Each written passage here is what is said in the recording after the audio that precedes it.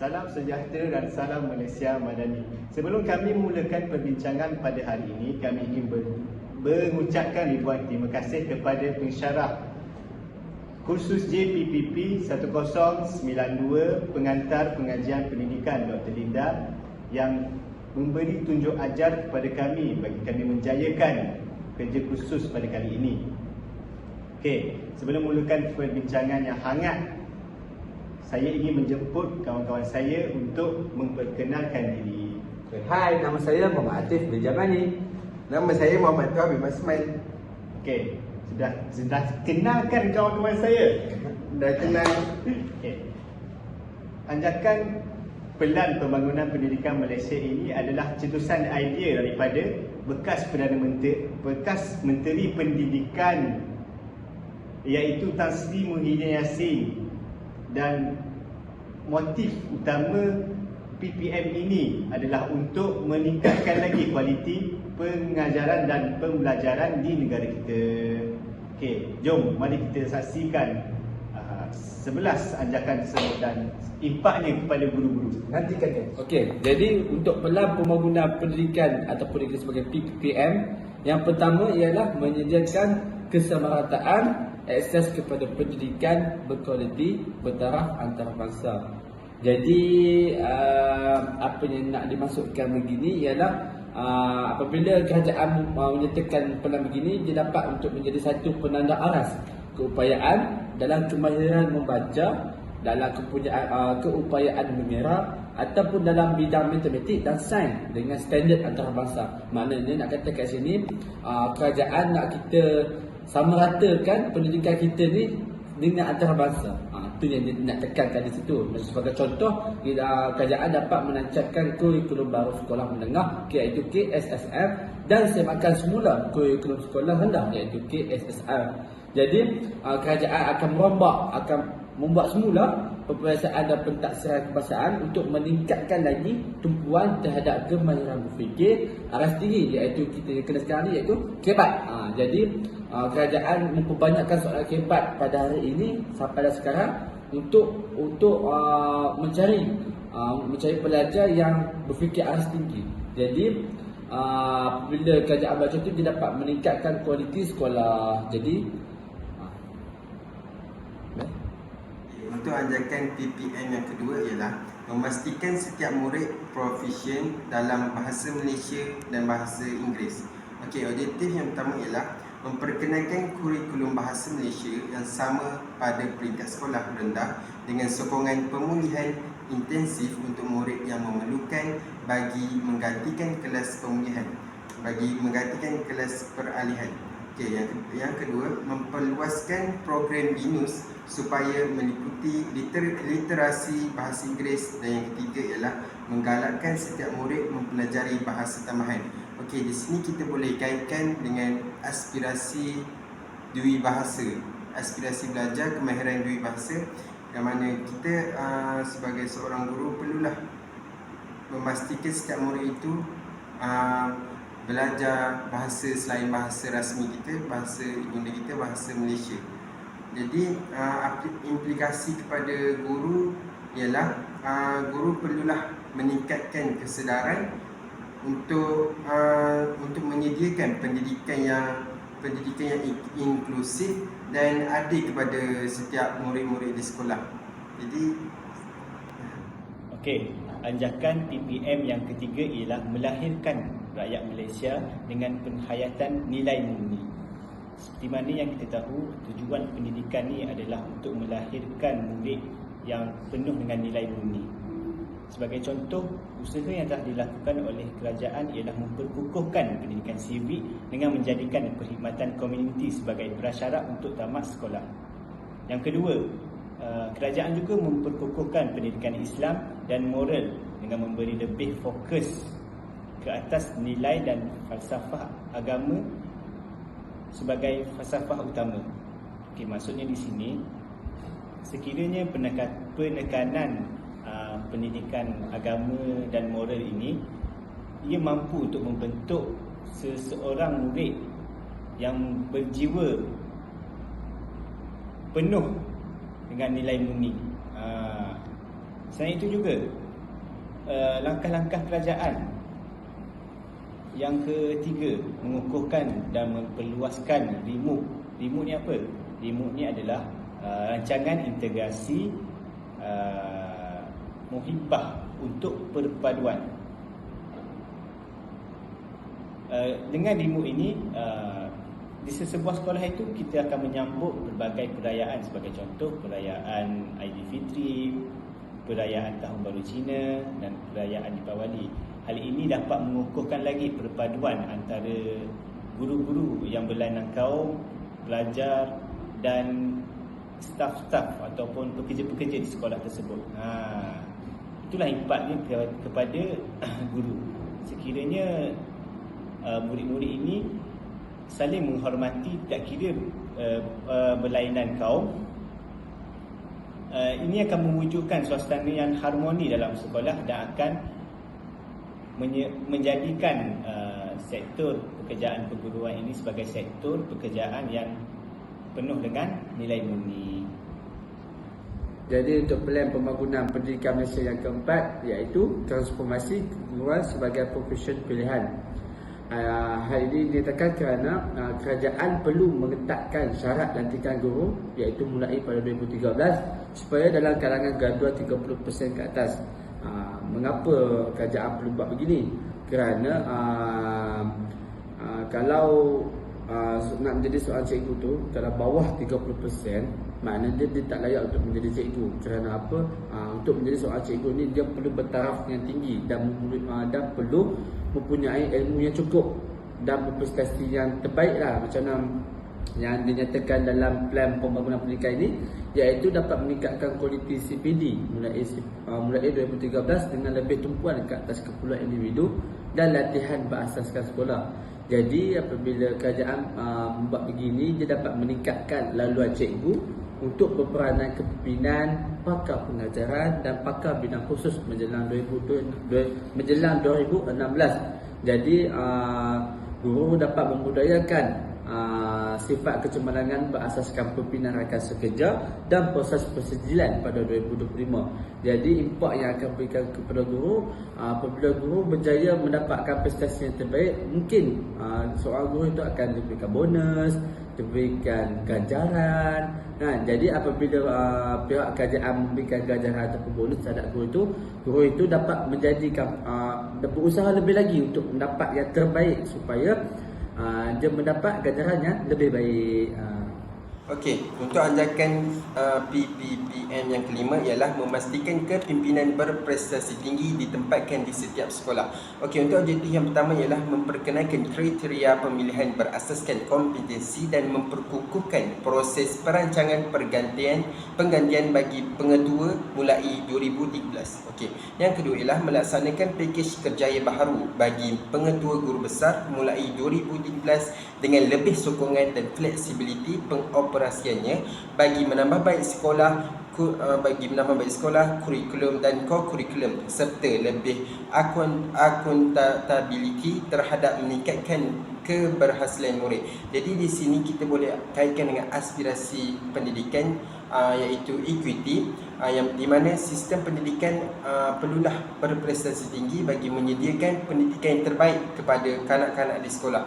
Jadi di sini implikasinya terhadap guru perlulah merealisasikan matlamat PPPM untuk meningkatkan lagi kualiti pendidikan negara. Okey, seterusnya anjakan pelan pembangunan pendidikan Malaysia yang keenam ialah mengupaya JPN DPD dan sekolah untuk menyediakan penyelesaian khusus berasaskan keperluan. Okey, antara objektif ini adalah mempercepatkan penambahbaikan prestasi sekolah melalui program yang sistematik dan dipimpin oleh PPD, Pejabat Pendidikan Daerah di semua negeri. Okey, objektif yang kedua adalah memastikan 100% sekolah memenuhi keperluan infrastruktur asas menjelang tahun 2015. Kiranya selepas daripada tahun 2015 tu tiada lagi sekolah yang tidak memiliki infrastruktur yang sempurna. termasuklah dengan Sabah dan Sarawak. Okey, kesan ini kepada guru-guru adalah sekiranya infrastruktur cukup lengkap, saling melengkapi, infrastruktur ini saling melengkapi, maka pembelajaran dan pengajaran di sebuah sekolah itu akan menjadi lebih harmoni, aman, damai dan berjalan dengan lancar. Okey, seterusnya untuk pelan pembangunan pendidikan di Malaysia yang ketujuh ialah memanfaatkan ICT bagi meningkatkan kualiti pembelajaran di Malaysia. Jadi sebagai contoh yang pihak kerajaan lakukan ini ialah pihak kerajaan telah berjaya meningkatkan akses internet dan persekitaran pembelajaran maya melalui satu bas internet bagi semua 10,000 sekolah menjelang 2013 pada masa yang lalu. Jadi ini adalah salah satu bukti kerajaan untuk bagaimana pihak sana untuk memanfaatkan ICT ini bagi meningkatkan kualiti pembelajaran dan pendidikan di Malaysia untuk sama taraf dengan pendidikan antarabangsa. Okey, seterusnya hal ini juga dikatakan kerana dapat memanfaatkan penggunaan ICT ini bagi pembelajaran contohnya dalam keadaan jarak jauh dan berasaskan kendiri untuk meningkatkan kapasiti dan pembelajaran lebih khusus. So contoh yang dikatakan kat sini ni, uraian untuk yang dikatakan di sini maknanya apabila memanfaatkan ICT ini, so kita macam waktu emergency, macam contoh seorang pesarah terpaksa berada jauh, beliau boleh menggunakan dalam contohnya Google Meet untuk meneruskan lagi pembelajaran. Jadi tidak perlu menangguh-nangguhkan sesi kelas tersebut. Okey. Jadi import untuk import untuk kesan ini juga kepada guru dapat belajar ilmu baru tentang teknologi ICT. Jadi apabila guru dapat menambah ilmu baru tentang teknologi ini, guru dapat meningkatkan keupayaan bertaraf dunia yang diperlukan bagi membantu mencapai keberhasilan murid yang dihasratkan dan akan memperoleh lebih keseronokan dan kepuasan dalam menjalankan tugas mereka. Jadi guru dapat menjadi kejayaan yang lebih baik dan proses penilaian yang telus serta berkait terus dengan keupayaan dan prestasi yang sangat relevan. Okay, untuk anjakan PPPM yang ke-8 ialah mentransformasikan kebolehan dan kapasiti penyampaian kementerian. Okay, untuk objektif pertama ialah mengupayakan JPN dan PPD dengan memberi lebih hak kepada mereka untuk membuat keputusan terhadap bajet dan personel serta meningkatkan accountability bagi KPI mulai 2013.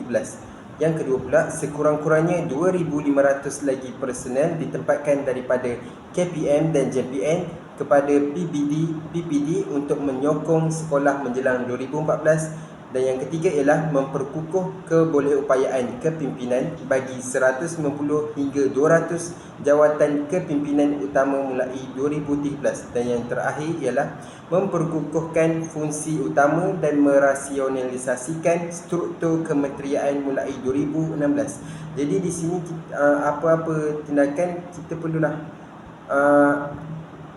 apa-apa keputusan dibuat oleh JPN sendiri. Jadi di sini implikasi terhadap guru perlulah menekankan pentingnya kolaborasi dan keterlibatan kepada semua pihak supaya dalam menjayakan PPPM ni untuk kita membuat keputusan bagi kebaikan sekolah itu sendiri. Okey, untuk pelan pembangunan pendidikan di Malaysia yang seterusnya ialah bekerjasama dengan ibu bapa, komuniti dan sektor swasta secara luas. Jadi ibu bapa dan guru ini mempunyai matlamat yang sama, iaitu menyediakan dan memberikan pendidikan yang terbaik buat generasi muda yang akan datang. Namun sewaktu anak-anak meniti perjalanan dalam momen pendidikan, matlamat ini susah untuk dicapai walaupun ibu, ayah dan guru memainkan peranan yang penting secara individu. Namun antara sedar dan tidak sedar, peranan kedua-dua pihak ini saling berkait rapat bagi para pelajar untuk mencapai kecemerlangan.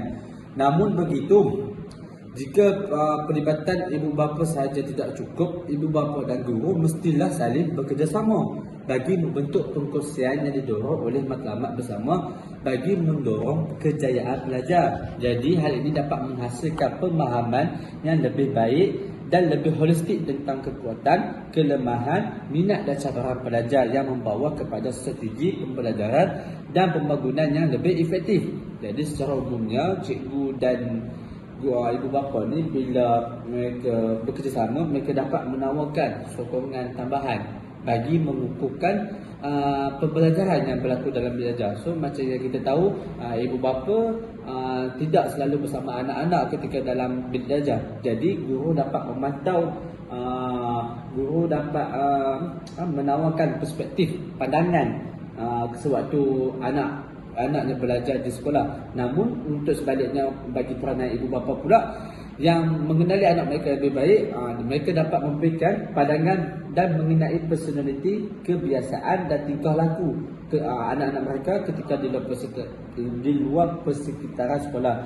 Jadi kesimpulannya, kedua-dua ibu bapa dan guru untuk merancang strategi yang memenuhi keperluan gaya ini dapat membantu gaya pembelajaran anak-anak dan menggalakkan pertumbuhan akademik secara teratur. Jadi impak je kepada guru ini, dia dapat mengeratkan, salah satunya dapat mengeratkan hubungan silaturahim bersama dengan keluarga dan dapat membantu guru untuk mengenal pelajar itu dengan lebih dalam, macam mana dia berada di rumah dan macam mana berada di sekolah. Jadi dapat memudahkan guru untuk menjalankan tugas kerja dengan mudah. Okey, seterusnya untuk anjakan PPPM yang ke-10 ialah memaksimumkan keberhasilan murid bagi setiap peringgi. Okey, untuk objektif yang ini ialah mengaitkan setiap program kepada keberhasilan murid yang jelas dan merasionalisasikan program berimpak rendah pada setiap tahun dengan yang mana selaras dengan anjakan keseluruhan kerajaan ke arah bajet berasaskan keberhasilan, yakni OBB. Okay, untuk yang kedua ialah memanfaatkan peluang meningkatkan efisiensi dengan mengagihkan peruntukan kepada bidang paling kritikal sebagai contoh peningkatan kemahiran dan juga latihan guru.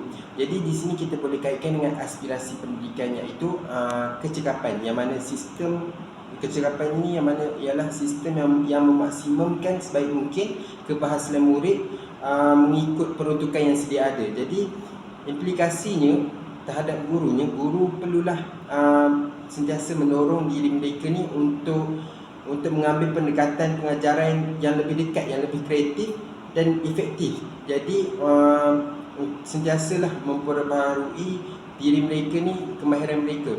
Jadi selain itu juga apa yang kita boleh tengok kat sini, implikasi terhadap guru ialah guru perlulah menekankan betapa pentingnya pembangunan profesionalisme seorang guru dan juga mempunyai kesedaran terhadap keperluan untuk menjadi penggerak kepada perubahan dalam era pendidikan ini sendiri.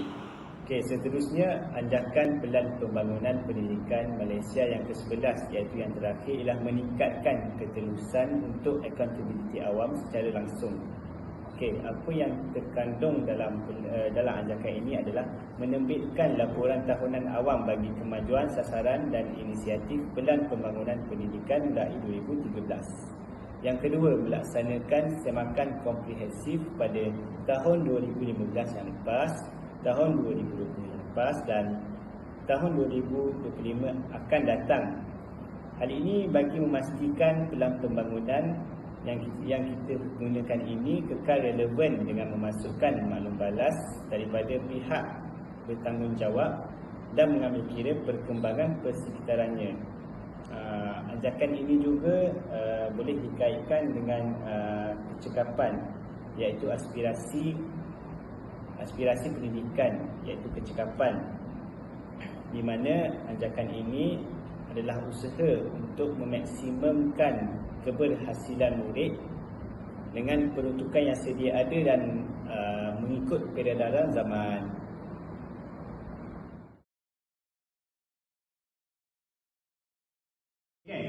Daripada perbincangan kita tadi, apakah kesimpulan yang kamu semua dapat simpulkan? Okey, kesimpulan ringkas bagi saya, akibat daripada ajakan-ajakan pelan pembangunan pendidikan di Malaysia ini dapat melahirkan guru yang bertaraf dunia dan dapat memberikan guru lebih efisien dan bekerja dengan lebih mudah. Okey, kalau saya pula, kita sebagai guru yang baru berdidik ni perlulah mengadaptasi ataupun mengimplementasikan kita punya ajakan-ajakan ni, PPM ni, untuk menjadikan kita ni seorang yang profesional dan lebih bersikap terbuka dan lebih memajukan lagi negara. Bagi saya, ajakan-ajakan ini adalah salah satu usaha yang sangat-sangat baik untuk meningkatkan prestasi pendidikan kita bertaraf dunia. Dan macam tu pentinglah juga PPM Ya, ya. betul. Sangat penting. Okey. Jadi kalau apa-apa yang dapat kongsikan.